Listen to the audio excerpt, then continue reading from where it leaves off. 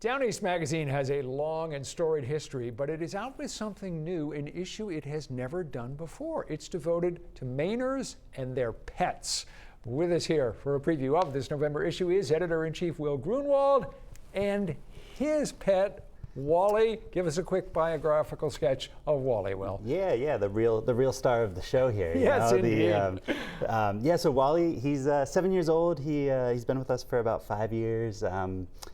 Started his life in Texas and made the trip all the way to a rescue in Maine. And he captured my heart when you put his photo in your editor's letter, and so I immediately said, you know, when you come in, let's have Wally come with you, and he's on his best behavior, and we'll hope that he stays that way. Fingers crossed. What made you want to do an issue where you really focus on Mainers and their pets? It turns out that there's a lot of really interesting history and current day stuff going on with pets in Maine. A lot of cool history that you touch on in one of the articles, which is about the Pets Hall of Fame, and you say that you are focusing on animals that left their, claw and hoof and paw prints on the history of the state. Let's just touch on a couple of them.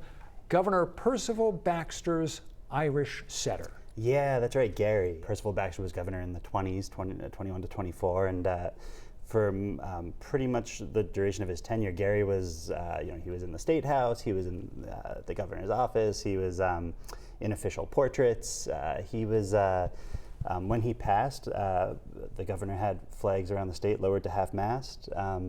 He was a pretty famous guy. Yeah, indeed. Another member of the Pets Hall of Fame, William Wegman's Weimaranus. I think not so well known is the fact that he has a place in Rangeley and does, for the past many decades, has done a lot of work around there. And his shots of dogs from there have been seen around the world. One other member of the Hall of Fame, Don Kerrigan's famous coon cat, Togus. Most of our viewers know about Togus. They know about Don, so we don't need to get into that, but I'm thrilled that you included Togus in that feature. Oh, he very much deserved the spot.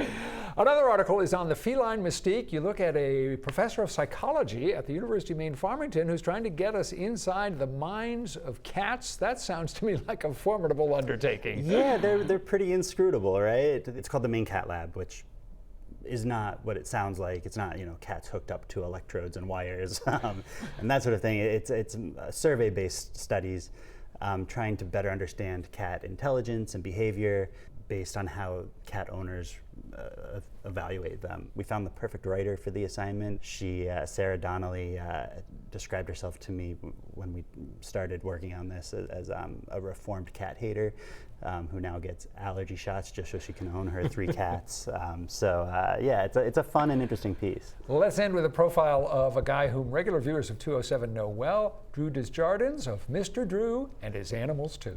Basically what he does is, what we call like exotic animals, exotic pets. So we're talking, snakes, spiders, turtles, lizards, so on.